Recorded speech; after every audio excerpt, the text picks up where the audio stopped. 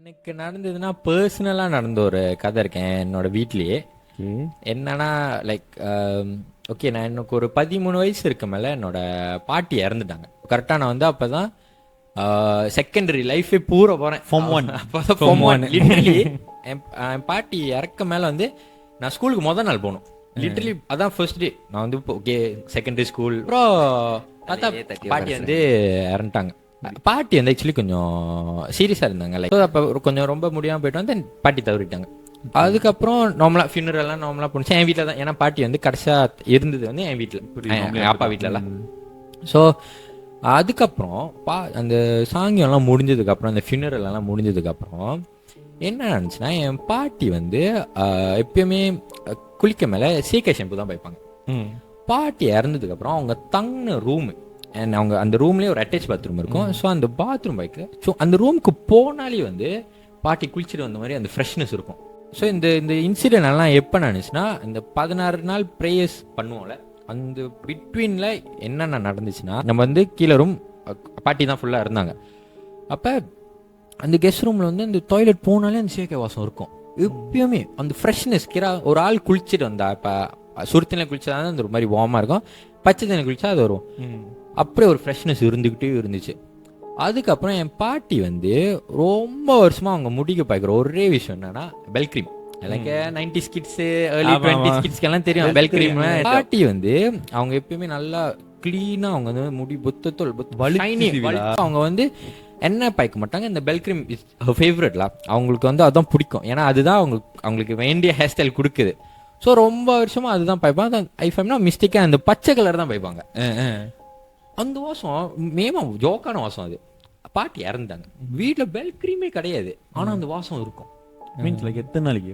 அந்த 16 டேஸ்க்குள்ளே அந்த வாசம் இருந்து, அதாவது அந்த 16th டே முடிக்கிற மீன் 16 டேஸ்ல கன்சிடர் 15 டேஸ்க்கு அந்த வாசம், அந்த அந்த சேக்காய் வாசம், அந்த பெல் கிரீமோட வாசம், அதெல்லாம் ஓகே வாசம். என் பாட்டிக்கிட்ட ஒரு பழக்கம் இருக்கு. என்னன்னா, அவங்க வந்து வீட்டில் தான் இருப்பாங்க தானே ஃபுல்லாக. ஸோ காலையிலேருந்து ராத்திரிக்கும் எல்லா சீரியலும் பார்ப்பாங்க.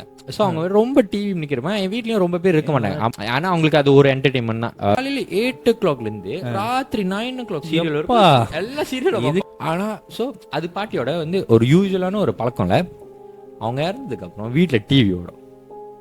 மேலே மேலே மேலே இருந்து கீழே வந்து டிவி ஆன் பண்ணுற சத்தம் கேட்கும், டிவி ஓடுற சத்தம் கேட்கும், எல்லாமே கேட்கும். லிட்டரலி லைஃபா கேட்குறோம், நடக்கிற சத்தம் கேட்கும். ஆனா டிவி ஆஃப்ல இருந்துச்சு, ஆஃப்ல இருந்துச்சு, சத்தம் கேட்குது, சத்தம் கேட்கும். என் வீட்டு அந்த ஒரு பழைய பேனசோனிக் டிவி எப்படின்னா, நீங்க ஆன் பண்ணி டிக் டிக்னு சொல்லிட்டு அதுக்கப்புறம் தான் அது ஸ்டார்ட் ஆகும். அந்த சத்தம் கேட்கும், ராத்திரி கேட்கும் அந்த சத்தம் எல்லாமே. டிவியே ஓடாது, யாரும் அந்த ஹாலில் ஆக்கியூபை பண்ணலன்னா அந்த டைம் வந்து இந்த மாதிரி டிவி சத்தம் கேட்கும், நடக்கிற சத்தம் கேட்கும், அந்த வாசனை பொத்து ஃபார் த நெக்ஸ்ட் 15 டேஸ்ல அவங்க இறந்ததுக்கப்புறம் கண்டினியூஸாக நடந்துட்டு இருந்த ஒரு விஷயம். அது ஃபுல்லாக அப்படி தான் நடந்துட்டு இருந்துச்சு. இதுதான் நான் என்னோட பர்சனல் எக்ஸ்பீரியன்ஸ். இந்த இப்போ யார் வீட்லயாவது இந்த மாதிரி இறப்பு இந்த மாதிரினா நார்மலி 16 நாள் வந்து அவங்க இருப்பாங்க அப்படின்னு சொல்லுவாங்க. எனக்கு ஒரு டவுட் இருக்கு, சனிக்கிழமை இறந்தா தனியா போக மாட்டாங்க, சனி தனி போவாது. நடந்திருக்கா? நடந்திருக்கு. எனக்கு இந்த மாதிரி ஒரு கதை நான் கேள்விப்பட்டிருக்கேன். கோழி நான் இது ஒரு கதை கேள்விப்பட்டிருக்கேன். இது வேற ஃப்ரெண்டோட கதை. ஓகே, அவங்களோட பெஸ்ட் ஃப்ரெண்ட் இறந்துட்டாங்க. ஓகே, இறந்துட்டு சனிக்கிழமை தான் இறந்துருக்காங்க. ஓகே, ஆனால் நார்மலி இந்த மாதிரி சனிக்கிழமை இறந்துட்டாங்கன்னா நீங்க சொன்னீங்களா இந்த லைக் சாக்ரிஃபைஸ் கொடுப்பாங்க, சிக்கன் சாக்ரிஃபைஸ் கொடுக்குறது, இந்த மாதிரி பண்ணியிருக்காங்க. ஓகே, அண்ட் தென் அது முடிஞ்சு கொஞ்ச நாள் கழிச்சு லைக் இந்த 16 டேஸ் பிரேஸ்லாம் உடந்துருமா, வீட்டுல நடமாட்டம் இருக்கா அந்த மாதிரி கேட்டா கொஞ்சம் கொஞ்சம் இருந்திருக்கு. அது ராத்திரி அலுவலக சத்தம் கேட்டிருக்கு, ஆனா வெரி மைல் அந்த மாதிரி கேட்டிருக்கு. ஓகே, இறந்ததுக்கு அப்புறம் அந்த காய்க்கு எல்லாம் என்ன சொன்னாங்கன்னா, இருக்கிறதுலே நீ தான் வந்து பெஸ்ட் ஃப்ரெண்டு, ரொம்ப க்ளோஸ்ல, கொஞ்சம் பாத்துரு அந்த மாதிரி சொல்லியிருக்காங்க. ஓகே, அந்த ஃப்ரெண்டு நம்பல. ஓகே, இருக்காது, நம்மள என்ன பண்ணிரு, நமக்கு ஒரு இது இருக்கும் தானே. இப்ப நம்ம வீட்ல யாராச்சும் இந்த மாதிரி வந்துட்டாங்கன்னா, நடந்துருச்சு சும்மா ஒரு கதை மித்து அப்படின்னு சொல்லி நம்மள கூட்டி போயிருவாங்க, நீங்க தான் உங்களுக்கு பிடிச்சவங்க உங்களை கூட்டி போயிருவாங்க, அது சொல்லியிருக்காங்க, நான் கேள்விப்பட்டிருக்கேன். ஆனா எப்படி அந்த மாதிரி ஹார்ம் பண்ணுவாங்க? ஓகே, நம்ம இப்ப எங்க அப்பா இறந்துட்டாரு. ஓகே, இப்ப எங்க அப்பாவோட ஃபேவரட் சாங் இருக்குன்னு வச்சுக்கோங்க, அப்ப என்ன எங்க அப்பா என்ன கூட்டி போயிருவாரா? இல்ல தானே, அந்த மாதிரி ஒரு இது இருக்கு, லாஜிக் இருக்கு தானே. ஸோ அந்த மாதிரி தான் அந்த காயம் நம்பினாங்க. ஓகே, இருக்காது அப்படின்னு. ஆனா கடைசி டைம்ல வந்து அப்ப என்ன பண்ணாங்கன்னா, சரி நம்ம கொஞ்சம் செக்யூர்டா இருப்போமே அப்படின்னு சொல்லிட்டு அந்த இறந்தாங்களே அவங்க வீட்டில் உள்ளவங்க வந்து இந்த மாதிரி கயிறு மாதிரி கொடுத்தாங்க. ஓகே, கையில கட்டுறதுக்கு இது வந்து கொஞ்சம் சேஃப்டி கொடுக்கும், நம்புறீங்களா தெரியல ஆனா நம்புங்க அப்படி. அப்ப சரி அப்படின்னு சொல்லிட்டு அந்த காயம் கட்டிக்கிட்டாரு. அந்த கயிறை கட்டிட்டு 10வது நாள் ஓடுது, 11 நாள் ஓடுது, 15வது நாள் வருது. காலையில அந்த பையன் எந்திரிக்கிறான், இறுக்கமா கட்டியிருந்த கயிறு அவுந்து வேற எங்கேயோ கிடக்குது. அத தூக்கத்துல எங்கேயாச்சும் திரும்ப யோசிச்சு பாரு, இத்தனை நாள் இறுக்கமா கட்டணும். இப்ப நம்ம கயிறு ஒரு கயிறு நம்ம ஒரு 2-3 முடிச்சு போடுவாங்க. அது நம்மளும் இந்த மாதிரி சாமி கயிறு இன்னும் கொஞ்சம் நல்லா கித்தாட்ட தானே கட்டுவாங்க. கையில அருணாக்கொடி கட்டுறவங்களே நல்லா கித்தாட்ட தான் கட்டுவாங்க. அந்த மாதிரி கித்தாட்ட கட்டி இந்த கயிறு நல்லா கிராஸா கட்டின கயிறு இருக்கிற அது எப்படி அவுந்திருக்கும் அப்படின்னு. ஆனா மத்தவங்க யாருக்கும் அந்த கயிறு அவர்ல, அந்த ஒரு பெஸ்ட் ஃப்ரெண்ட் அவரு கையில மட்டும் தான் அவுந்துருந்துச்சு. சரி நைட்டு தானே ப்ரேயர்ஸ், நைட்டு போறாங்க, அவங்க வீடு இங்க இருக்கு, இந்த சிம்பாங்க இந்த ஜங்ஷனுக்குள்ள போறாங்க. போயிட்டு காடிலாம் ஒன்றும் இல்லை, இப்படி வளையும் போது திடீர்னு ஒரு பஸ் வருதான் வேகமா.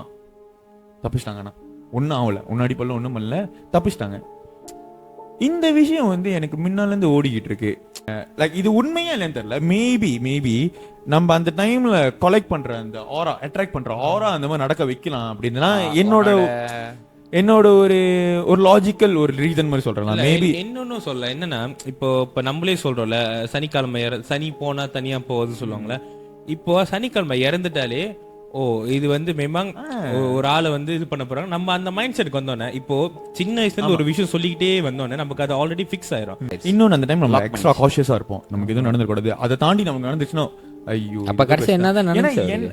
ஓகே ஸ்மூத்தா முடிஞ்சிருச்சு, ஒன்னும் பிரச்சனை இல்லை. ஆனா எனக்கு என்ன இருந்துச்சுன்னா, இந்த மாதிரி நடக்காது எனக்கு தெரிஞ்சு. ஏன் நமக்கு பிடிச்சவங்க நம்மள ஹார்ம் பண்ண போறாங்க நினைக்கிறோம் நம்ம. ஏன்னா ஆனா இது இப்படி நடக்குதுன்னா எனக்கு தெரிஞ்சு நம்ம அட்ராக்ட் பண்ற ஆரா தான். நம்ம என்ன நினைக்கிறோமோ அதுதான் ஒரு லா ஆஃப் அட்ராக்ஷன் சொல்லுவாங்க தெரியுமா, அதுதான். எனக்கு ஒரு லாஜிக்கல் ரீசனிங் தான், நமக்கு பிடிச்சவங்க இதை மாதிரி பண்ண மாட்டாங்க. ஆனா இந்த மாதிரி இது பண்ணாதீங்க. ஏன்னா அந்த டைம்ல அந்த 16 டேஸ்ல நம்ம கூட தான் இருப்பாங்கன்னு நம்ம சொல்றோம். ஆனா இதை கேட்கும் போது அவங்களுக்கு மனசு எப்படி இருக்கும் நமக்கு தெரியாது, புரியுதா? நம்மளை கூட்டி போயிருவாங்க, நீ ஜாக்கிரதாரு, ஃபியர். நம்ம இந்த மாதிரி ஓகே நடக்க வாய்ப்பு இல்லை, அவங்க அப்பெல்லாம் பண்ண மாட்டாங்க நம்ம நினைச்சா அது அவங்களுக்கு ஒரு ஆறுதலா இருக்க வாய்ப்பு இருக்கு. ஆனா நம்மளே நம்ம நேசிச்சவங்களை பத்தி இப்படி பயப்பட ஆரம்பிச்சா அது எப்படி இருக்கும்? அவங்க இது நமக்கு தெரியாது, அவங்க இருக்காங்களே தெரியாது, ஆனா இருந்தாங்கன்னா அவங்களுக்கு எப்படி இருக்கும் அந்த டைம்ல அவங்க பார்த்துட்டு இருக்கும் போது. இது ஒண்ணு. இந்த மாதிரி வேணாம் இந்த மாதிரி சொல்றது வேணாம். சனிக்கிழமை இப்படி ஆயிடுச்சு, இது கொஞ்சம் கைண்ட் ஆஃப் சென்சிட்டிவ் தான் அது ஆக்சுவலி. சரி, உனக்கு கிஷன் உனக்கு என்ன பர்சனல் எக்ஸ்பீரியன்ஸ் இருக்கு? சரி, இவங்கெல்லாம் ரொம்ப சீரியஸா போச்சு, நம்ம கொஞ்சம் ஃபன்னா கொஞ்சம் பேசுறேன். ஓகே, நான் வந்து அப்போ டிப்ளமா செஞ்சுட்டு இருந்தப்போ நான் வந்து குண்டோல வந்து ஸ்டே பண்ணேன். ஸ்டே பண்ணும்போது நிறைய பேர் வந்து அதை கொண்டு போக சொல்லியிருக்காங்க, ராத்திரெல்லாம் தனியா போகாதீங்க. கொண்டோல வந்து நிறைய பேர் சொல்லியிருக்காங்க, அந்த காட்டா வேலை செய்யறவங்க எல்லாம் சொல்லியிருக்காங்களா, ராத்திரெல்லாம் தனியா போகாதீங்க, நிறைய பேர் பார்த்துருக்காங்க, கூட்டிட்டு போங்க. அந்த மாதிரி சொன்னோன்னா நம்ம அதெல்லாம் எடுத்துக்கல, ஏன்னா நான் வாலிப வயசுன்னு போயிட்டு நம்ம வந்து டிப்ளமோ செய்யும் போது வந்து செகண்ட் செமஸ்டர்ல வந்து பாதிலேயே லாக்டவுன் போட்டாங்க, கோவிட் போயிட்டு இருந்துச்சு. ஸோ கடைசி வந்து அந்த எஃப்ஐபி செய்யும் போது மட்டும்தான் நம்ம 2 வருஷம் கழிச்சு அந்த இதுக்கு போனோம்ல கொண்டோக்கு கேம்பஸ்க்கு. அப்போ வந்து ஆல்ரெடி ஒரு வீட்டில் இருந்தோம். ஸோ கோவிட்னால அந்த கான்ட்ராக்ட் கேன்சல் பண்ணிட்டு நம்ம ஒரு கூட்டாளி வீட்டில் தங்கலாம், எதுக்கு தனியாக ஒரு வீடு இருக்குன்னு சொல்லிட்டு போனோம். அதுக்கு முன்னாடி ஒரு ஃப்ரெண்ட் வந்து தங்கியிருந்தான், தங்கிட்டு வீடு பிடிக்கலன்னு சொல்லிட்டு போயிட்டாங்க. சரி வீடு பிடிக்கல, நமக்கும் ரெண்ட் குறவா இருக்குன்னு சொல்லிட்டு நாங்கள் ஒரு 5 பேர் போயிட்டோம். போயிட்டு அங்கே தங்கிட்டு இருக்கிறப்ப நிறைய விஷயம் நடந்துச்சு. பட் வந்து எதுவுமே யாரும் சொல்லிக்கல. நாங்கள் ஒரு 7 பேர் இருந்தோம். அதுல 2 பேருக்கு ஆல்ரெடி இருந்த ஒரு ஃப்ரெண்ட் வந்து ஏன் வெளியானான்னு கதை தெரியும், பட் எங்க கிட்ட சொல்லல, சொன்னா எங்க வரமாட்டோம் அப்படின்னு. ஸ்கேம்ல பேசிக்கலி ஸ்கேம் ஆயிடுச்சுல. சரி வீட்டுக்கு போயிட்டோம். வீட்டுக்கு போனதுல இருந்து நாங்க எப்போதும் போல என்ஜாய் பண்ணிட்டு அந்த மாதிரி இருந்தப்ப என்ன பண்ணி திடீர்னு என்ஜாய் பண்ணி எடிட்டிங்ல போயிடும். என்ஜாய் பண்ணிட்டு இருக்கிறப்ப எல்லாருக்கும் ஒரு டிஸ்டர்பன்ஸ்ல, யாரோ கூப்பிடுற மாதிரியோ பேசுற மாதிரி திடீர்னு நடக்கிற மாதிரி அப்படின்னு. இந்த 7 பேர் இருந்த ஒரு வீட்டுல வந்து கடைசியா ஒரே ஒரு ஃப்ரெண்ட் மட்டும் தான் இருக்கான். நாங்க எப்பவுமே வீட்டு விட்டு வெளியானோம்னா இந்த ரூம் கதவுலாம் சாத்த மாட்டோம், லாக் பண்ண மாட்டோம்ல.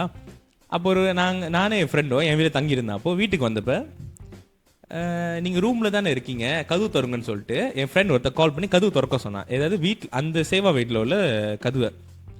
நாங்க சொல்றோம் நாங்க வீட்டுக்கு வந்துட்டோம், நாங்க வீட்டுல இல்ல அப்படின்னு.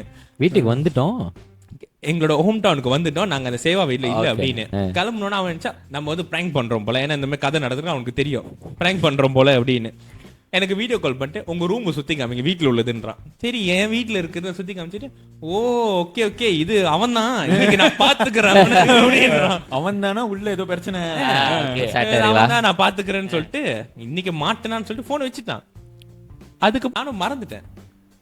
அப்புறம் வந்து இந்த லீவு டைம்ல வந்து அப்பதான் திடீர்னு ஒரு ஞாபகம் வச்சு, ஐயோ இந்த கேரக்டர் ஒருத்தர் இருந்தானே எங்கடா போனா அப்படின்னு. இந்த மாதிரி அடிக்க போனானே எங்க இருக்கானா அடிச்சானா இல்லையா, அடி வாங்கினா மறந்துட்டீங்க லிட்டரலி நீங்க. என்னது ஒரு 2 வாரம் 2 வாரமா அடிக்கிற கால் எடுக்கல, போயிட்டான்.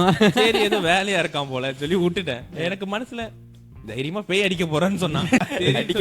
விட்டுட்டு 1 மாசம் லீவ் கழிச்சு மறுபடியும் போறோம் அந்த வீட்டுக்கு.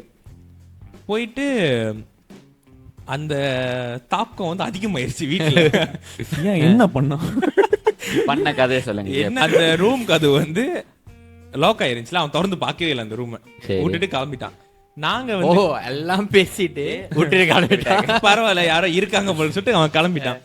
நாங்க அந்த வீட்டுக்கு போகும்போது கூட்டமா போகும்போது பின்னாடி வந்து ஒரு ஜன்னல் எப்போதும் திறந்து வச்சிருப்போம். திடீர்னு இந்த கதவு வந்து லாக் ஆனிச்சுன்னா நம்ம அந்த வழியா போய் கதவு திறந்துக்கலாம் அப்படின்னு. கொண்டுல அது உள்ளே வந்து ஜன்னல் இருக்கும், அந்த 3வது ரூம் வெளியே. ஓ புரியுது புரியுது புரியுது. சோ அப்போ வந்து அந்த ஜன்னல் சாத்தி இருந்துச்சு, ஆனா அங்க சாத்தவே இல்லை. முன்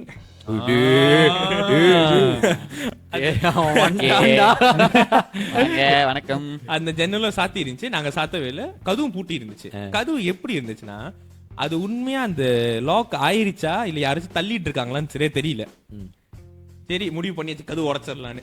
கதவு உடைச்சாரு. நான் இங்க இப்போ ஒரு அடி விட்டான கதவு திறந்துருச்சு அங்கிட்டு. நான் நினைச்சேன் இந்த ஓகே ஓகே படத்துல சந்தானம். அப்போ வந்து அன்னைக்கு முடிவு பண்ண அந்த வீட்டுல ஏதோ இருக்கு. ஆனா அப்பயும் அந்த ஃப்ரெண்ட் வந்து என்கிட்ட சொல்லவே இல்லை, இந்த மாதிரி இவன் தான் இதனாலதான் வீட்டு விட்டு வெளியானா அப்படின்னு. அந்த மொத ஃப்ரெண்ட் முன்னாடி இருந்தவன். ஓகே, என் கூட ஒருத்தர் இருப்பான்ல, அவரை நான் வந்து ரொம்ப வெளியே போவோம், ரொம்ப இந்த மோட்டோ எல்லாம் எடுத்துட்டு தூரமா போவீங்க. அப்ப எங்க கிட்ட மோட்டோ இல்ல, வீட்டுக்கு போயிட்டு மோட்டோ எடுத்துட்டு சரி எங்க வச்சு போ. எங்க வேலை என்னன்னா இங்க இருந்து பிடியில இருந்து மிளாக்கா செம்பாடை வரைக்கும் போவோம். அங்க இருந்து இங்க ஒரு மாமா கடை இருக்கும், டீ குடிச்சிட்டு மறுபடியும் அதுதான் இந்த மாதிரி பிரச்சனை போயிட்டு இருந்தப்ப அப்ப ஒரு ஃப்ரெண்ட் இருந்தா, நான் கூப்பிட்டேன் நீங்களும் வாங்க போலாம் அப்படின்னு. இல்ல நான் மோட்டர்ல ஏற மாட்டேன் பயம் அப்படின்னா. நீங்க தனியா என்ன பண்ணுவீங்க, இந்த ஃப்ரெண்டும் இல்லாத இருங்க அப்படின்னு. இல்ல நான் அப்படியே போன் பேசிட்டு தூங்கிடுறேன் அப்படின்னா. சரின்னு சொல்லிட்டு நாங்களும் மோட்டர்லாம் எடுத்துட்டு கிளம்பிட்டோம். சிம்பட வரைக்கும் போயிட்டு ஒரு கால் வருது, மைக் இந்த மாதிரி ஒரு கதை யாரோ வெளியே இருந்து கூப்பிடுறாங்க நடக்குறாங்க, சீக்கிரம் வாங்க மைக். நான் மிமிக்ரி பண்ண விரும்பல, அந்த மாதிரி டவுன்ல சொன்னாங்க. இவ்வளவு தூரம் வந்துட்டோம் கதை. சரின்னு சொல்லிட்டு நானா இன்னொரு ஃப்ரெண்டும் சாத்திக்கிட்டு வரோம். என்னது மோட்டர் சாத்திக்கிட்டு வந்துட்டோம். சாத்திட்டு வந்து பார்த்தோன்னா கதை சொல்றான். இந்த மாதிரி நான் போன் பேசிக்கிட்டு இருந்தேன், யாரும் வெளியே கதவு இங்க இருக்குன்னா கட்டில் வந்து இப்படி இருக்கும், பெட் வந்து இப்படி இருக்கும்ல, பெட் இப்படி இருந்தப்ப வெளியே யாரோ நடந்து போற மாதிரி. ஏன்னா நார்மலி நம்ம வெளியே லைட் திறந்து இருந்துச்சுன்னா ஒரு ஆள் நின்னா நமக்கு அந்த கால் தெரியும், அந்த ஷேடோ தெரியும் நமக்கு. வெளியே யாரோ நின்னுட்டு இருந்தாங்க, கூப்பிட்டாங்க உள்ள வாங்கன்னு சொன்னேன், எந்த ரெஸ்பாண்டும் வரல அப்படின்னா. அப்புறம் யாரும் ஓடுற மாதிரி சத்தம் கட்டிச்சோடனே இவன் பயந்துட்டான். பயந்தோடனே எனக்கு வந்து சரியான டென்ஷன் ஆயிடுச்சு, எனக்கு சரியான ஆத்திரம் ஆயிடுச்சு. உள்ள போயிட்டு நானு, நாங்க யாரையும் கச்சாவ் பண்ணல, நீங்களே எங்களை கச்சாவ் பண்ணாதீங்க, கச்சா பண்ணி போத்தல போட்டு அடைச்சிருவேன்.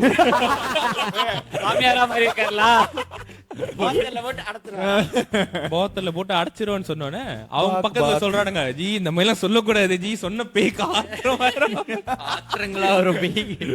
அதுக்கப்புறம் என்ன சேட்டைகள் அதிகமாயிடுச்சு. நாங்க உட்காந்துருப்போம், ஒரு ஷூ பாக்ஸ் வந்து இருக்கும், மேல உள்ள பாக்ஸ் வந்து சேஃப்டி இஷ்யூவோட பாக்ஸ்ல, அது இருக்குதுல வெயிட்டா இருக்கிற பாக்ஸே அதுதான். நாங்க வந்து பேசிட்டு இருக்கிறப்ப இது எங்களுக்கு தெரியும் அங்க ஏதோ இருக்குன்னு, ஆனா அதை பத்தி அங்கேயே பேசிக்கிட்டு இருப்போம். பரவாயில்ல, நீங்க வந்து முதுகு பின்னாடி பேச. அப்ப அதே மாதிரி பேசிட்டு இருப்போம். என்னாச்சுன்னா அங்க இருக்கிற ஒரு சேஃப்டி ஷூ திடீர்னு உளுந்துருச்சு. பாக்ஸ்ல இருந்தா இல்ல பாக்ஸ் ஷூ எல்லாம் உளுந்துருச்சு மொத்தமா. உளுந்தானே வந்து அப்படின்னு சரி நம்ம எவ்வளவு நாளைக்கு தான் அது இதுன்னு பேசிட்டு சொல்லிட்டு அவனை தம்பின்னு கூப்பிடுவோம் அப்படின்னு கிளாஸ்க்குலாம் போயிட்டு வரும்போது தம்பி அண்ணன் வந்துட்டா லிப்ட்ல 5 பேர் இறங்க போறோம்னா லிப்ட திறந்துட்டு 5 பேரிட்டு லிப்ட் கதவு சாத்தும் போது டேய் இருடா தம்பி வரட்டும் அவனுக்கு ஒரு ஸ்பேஸ் கொடுப்போம். அவனை ஒரு கேரக்டராவே பாத்துருக்கீங்களா? ஒரு மனுஷனை மதிச்சு தம்பி வரான் தம்பி போறான். என்னதான் அவன் பேயா இருந்தாலும் அவனும் மனுஷன் அவனுக்கும் ஃபீலிங்ஸ் இமோஷன்ஸ் இருக்கும். சரி சொல்லிட்டு இப்படியே முடிச்சுட்டு நாங்க அந்த வீட்டு விட்டு வெளியாயிட்டோம். கேட்டா FYP முடிஞ்சிருச்சு, டிப்ளமோ முடிஞ்சிருச்சு. தங்கிட்டு FYP அனுப்பிட்டு ஒரு 2 நாள் கழிச்சு நான் கிளம்ப போறேன். அப்ப அந்த கிளம்புறதுக்கு முன்னாடி அந்த டைனிங் டேபிள்ல வந்து ஒரு ஆப்பின் ஒண்ணு இருந்துச்சு, ஒரு கேர்ள் பாய்க்கிற ஒரு ஆப்பின் ஒண்ணு இருந்துச்சு. எனக்கு நல்ல ஜாமுகம் இருக்கு. கடைசியா நாங்க வெளியாகும்போது 2 பேர் இருந்தோம். அந்த இன்னொரு கூட்டாளி வந்து டேபிள்லாம் கிளீன் பண்ணி அவன் கொஞ்சம் OCD ப்ராப்ளம் இருக்குல்ல எல்லாம் கிளீன் பண்ணி வச்சுட்டான். கிளீன் பண்ணி வச்சோடனே நான் போய் பாக்குறேன் ஆப்பின் இருந்துச்சு. நான் பயப்படல, எனக்கு ஒரே ஒரு டவுட் தான், தம்பி நீ மட்டும் தான் நினைச்சேன் ஓ அக்காவும் இருக்கா அக்காவும் கேமியோ கூட்டிட்டு வந்துட்டான். அக்காவும் சொல்லிட்டு அன்னைக்கு விட்டு வெளியானவன் தான் இன்ன வரைக்கும் அந்த கொண்டு பக்கம் நான் போவே இல்லை. சரி பேய் இருக்கா இல்லையா? என்ன பொறுத்த வரைக்கும் இருக்கு. என்ன பொறுத்த வரைக்கும் உன் பக்கத்துல இருக்கா? பக்கத்துல இல்ல. நம்மளே ஒரு பெரிய பேய், நம்மளே ஒரு பேய் திருப்பி அடிக்கணும். நீங்க இருக்கு இருக்கு. ஒன்னே ஒண்ணுதான், அவங்க பாட்டுக்கு இருப்பாங்க, அவங்க பாட்டுக்கு இருங்க. நீங்க போய் சும்மா எந்த இதுவும் வந்து நம்மள நோண்டாது. இந்த மாதிரி பாட்காஸ்ட் எல்லாம் செஞ்சு பேய பத்தி பேசினா பேய தான் அட்ராக்ட் பண்ணுவோம். பேய் இருக்கா இல்லையா தெரிஞ்சுக்கிட்டோம். ஒருத்தனுக்கு இருக்குன்றான், இன்னொருத்தன் இல்லைன்றான். சரி இப்ப நான் உங்ககிட்ட கேக்குறேன், நீங்க இந்த மாதிரி தான் என்கவுண்டர் பண்ணிருக்கீங்களா? நீங்க அந்த எக்ஸ்பீரியன்ஸை கமெண்ட் பாக்ஸ்ல சொல்லுங்க. அதை பத்தி அடுத்த சீரீஸ்ல நம்ம பேசுவோம். தேங்க்யூ.